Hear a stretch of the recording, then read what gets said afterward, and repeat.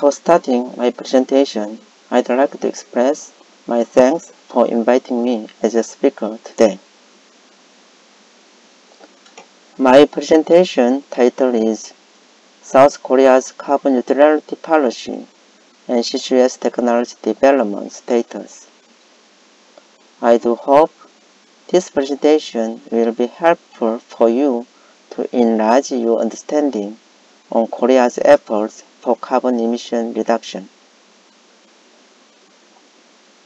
I'll start with Korea's policy for carbon neutrality.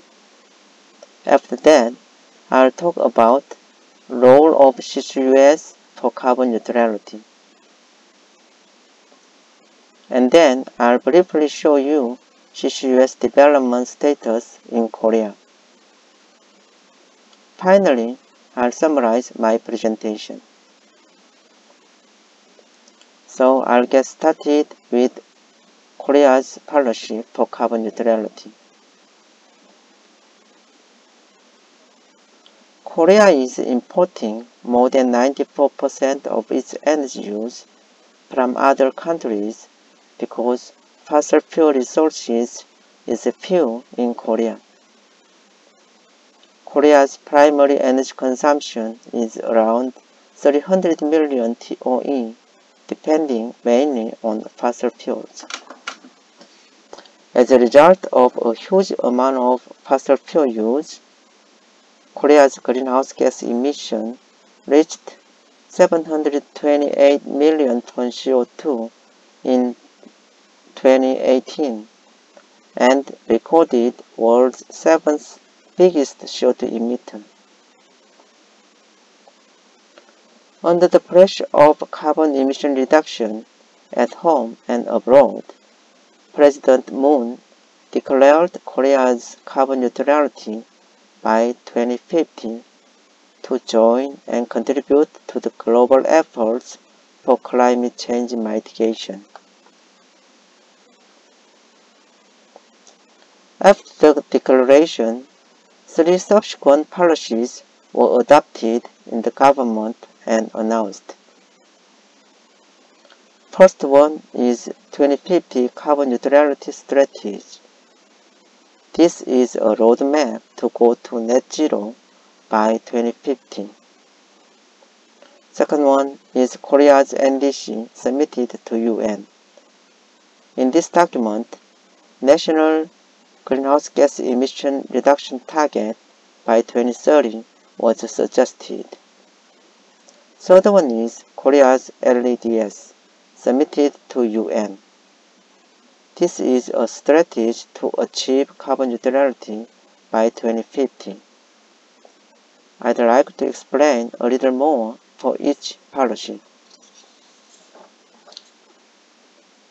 2050 Carbon Neutrality Strategy pursues proactive action to achieve net zero society, economic growth, and quality of citizens' life simultaneously.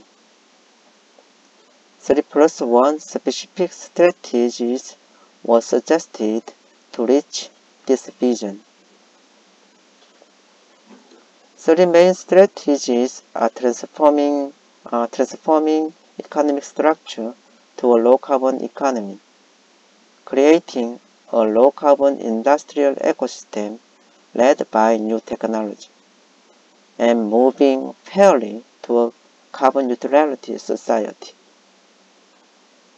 Under each strategy, 3 or 4 projects were framed in detail. In addition to 3 strategies, building a system supporting carbon neutral policies was suggested as a +1 strategy. This includes financing to implement the policies. In the Korea's new NDC, the greenhouse gas reduction target was set as 536 million tons CO2 in 2030. This is 24 points less than the emission in 2017. Although the final emission is the same with first NDC. Government told that more clear target and updated implementation plan were presented. This graph shows how much each sector have to fulfill emission reduction duties under new NDC. New NDC adopted absolute reduction instead of previous BAU-based reduction, and the share of domestic reduction increased. It also specified that more ambitious target will be announced before 2025. The new reduction target was legislated by amending enforcement decree. To adapt new NDC, third National Climate Change Adaptation Plan was established. Korea Adaptation Center for Climate Change is supporting the adaptation policy through the research based on science. Local government also have to make and fulfill legally its own adaptation planning.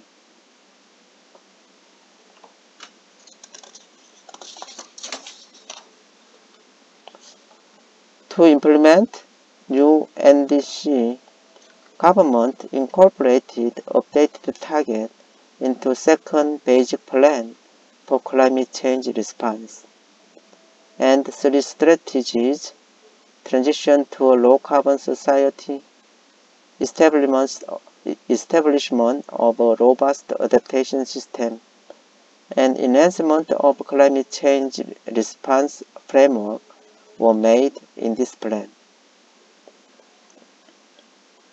Korea has been running emission trading scheme since 2015.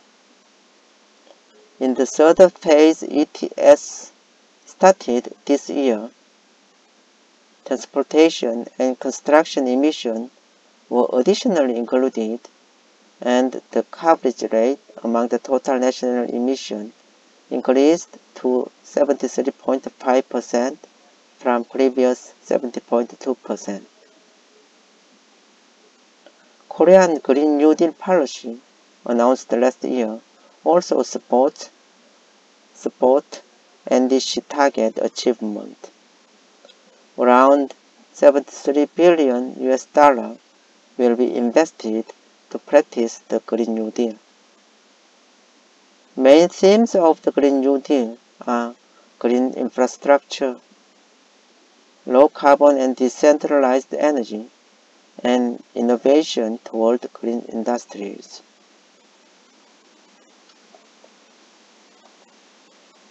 In Green New Deal made last year, there was no target date for net zero society, but in LEDS opened this year, target date was fixed to 2050. The vision of 2050 LEDS is Korea moves toward the goal of carbon neutrality by 2050, and 5 key elements to realize this vision was suggested as follows. First, expanding the use of clean power and hydrogen across all sectors. Second, improving energy efficiency to a significant level. Third, commercial deployment of carbon removal and other future technologies. Fourth, scaling up the circular economy to improve industrial sustainability. 5. Enhancing carbon sinks.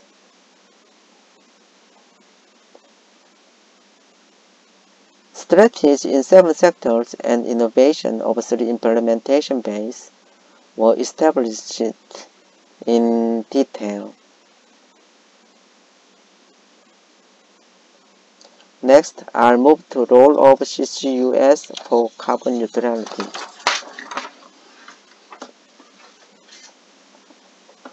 I think most of you already know what CCS is. CCS is a process that captures CO2 from the gas streams before release into the atmosphere and stores the captured CO2 underground after compression and transportation. In the Sustainable Development Scenario of IEA ETP 2020, the rate of cumulative emission reduction contribution of CCUS is required to be 15% to get to Paris target.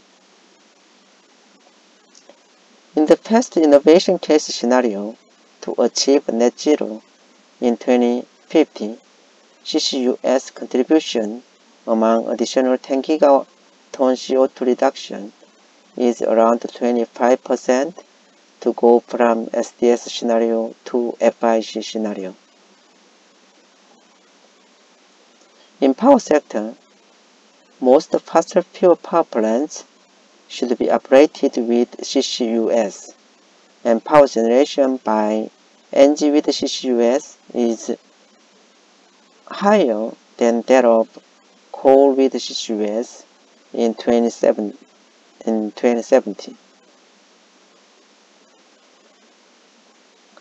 IEA estimated that cumulative reduction by CCUS in power sector is required up to 87.5 gigaton CO2 by 2070, and the role of bioenergy CCUS will increase greatly between 2050 and 2070. Currently, 62% of South Korea's power is produced from fossil fuels. The government planned to reduce fossil fuel-based power generation through disapproval of new coal power plants, fuel change from coal to LNG, and increase of renewable energy facility. But nonetheless, the power generation by fossil fuel is still planned to be half of total electricity supply in 2030. So, CCUS development and use is essential in Korea to achieve national emission reduction target. Korean government has constantly promoted CCUS by reflecting it in the government policies such as National CCS Master Plan, Green Growth Plan, NDC, Green New Deal, and LEDS. And the government is supporting CCUS technology development through various research programs.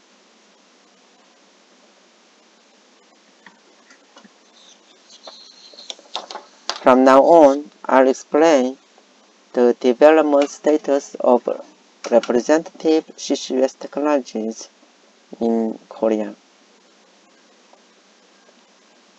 The first technology is post-combustion waste-scrubbing CO2 capture. It is the most advanced technology among several capture technologies for commercialization. Already, a lot of capture facilities using this technology are commercially operated globally. In this technology, CO2 in the flue gases is selectively captured in the aqueous amine solutions and emitted by heating the solution with steam.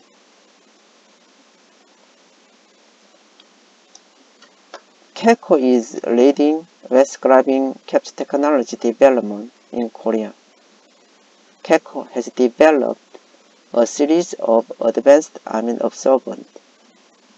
With this absorbent, KECO is developing an optimized capture process with high efficiency and low energy cost.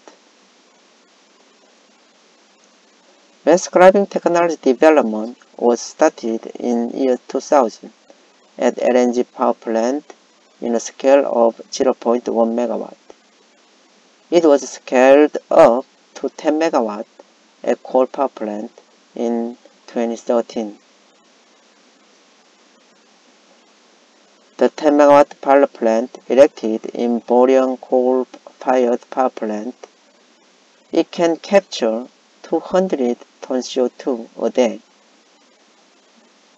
KECO completed 10,000 hours test run successfully last year with the COSOL 6 absorbent. During the test run, CO2 removal rate was above 90%, and the purity of the captured CO2 is above 99.9%. The regeneration energy of the absorbent was 2.3 gigajoule per ton CO2. This is world top level value.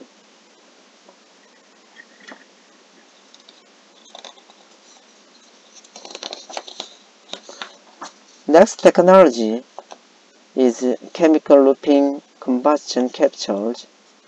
We call it CLC technology. In this technology, fuel is combusted with pure oxygen contained in the solid particle called oxygen carrier. When the fuel contacts with oxygen carrier in the fuel reactor, oxygen of metal oxide in the oxygen carrier transferred to fuel, and the fuel combustion occurs.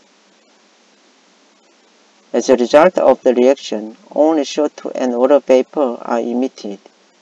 Therefore, pure CO2 can be obtained by removing water vapor after condensation of the flue gases. The reduced oxygen carrier is sent to connected reactor called air reactor for regeneration. In the air reactor, oxygen carrier contacts with air and regenerated to oxidation state by receiving oxygen from air, and is sent again to fuel reactor for fuel combustion. Using the process heat, we can produce steam or electricity. Due to the feature of internal CO2 capture through oxygen combustion,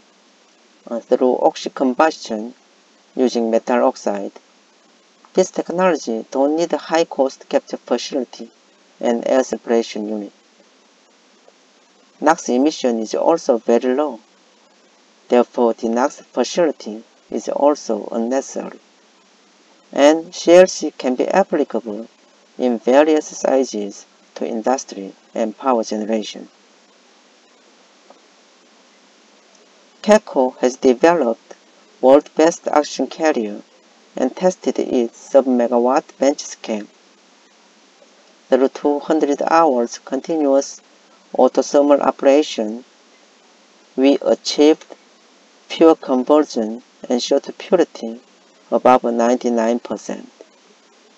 This is world's best and longest performance test result. Based on these results, KECO started 3 MW thermal process development. This plant will be world's biggest and first CLC steam generation unit. KECO is planning to demonstrate 10 to 30 MW scale CLC power plant if current 30 MW plant development is successfully completed. Now, I'd like to talk about CO2 storage demonstration status in Korea. Small-scale storage demonstration was preceded, and medium-scale storage demonstration is currently in preparation. The The small-scale offshore storage demonstration was carried out in Pohang, Beijing of Korea's East Sea. More than 20,000 tons of CO2 was successfully injected until now. Medium-scale demonstration project injecting 0.4 million tons CO2 per year will be started this year. The storage site is a depleted gas reservoir in the East Sea of Korea. For large-scale storage demonstration, Korean research team began site search this year. 3 offshore basins around the Korean peninsula are candidate sites.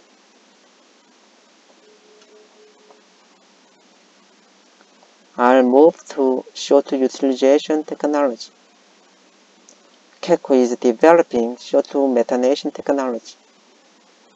In this technology, CO2 is react with CO2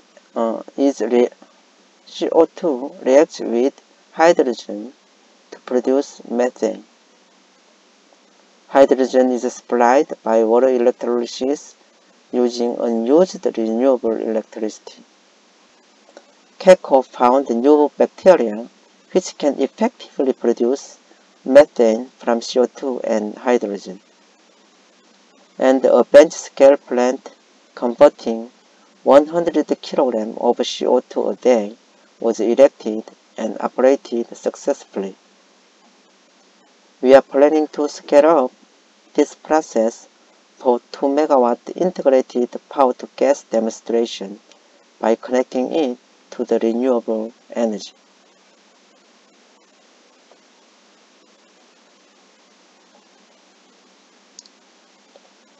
The last technology is CO2 dry reforming.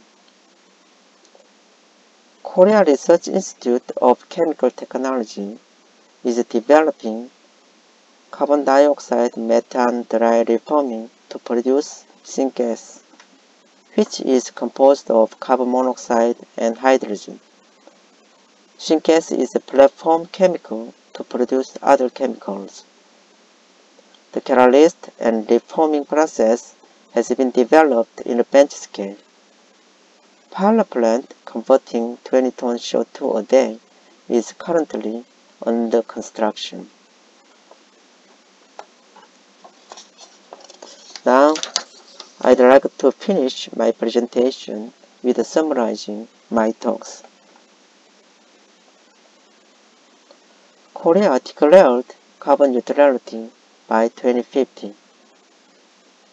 This vision requires drastic change in energy transition, industrial ecosystem, and social infrastructure. Korean government is leading and supporting the change heading for carbon neutrality society. Korea's new NDC strengthened GHG emission reduction target through base change to absolute reduction target, increased share of domestic reduction, and legislation of the target. CCUS is essential technology to achieve the goal of Paris Agreement globally and the goal of Korea's NDC and 25 carbon neutrality. A variety of CCUS technologies are ongoing in Korea to contribute to the national goal. Many of the technologies are at the stage of scale-up for large-scale demonstration and commercialization. Some of them, like waste scrubbing post-combustion CO2 capture and chemical looping combustion, are world-class. Thank you for your attention.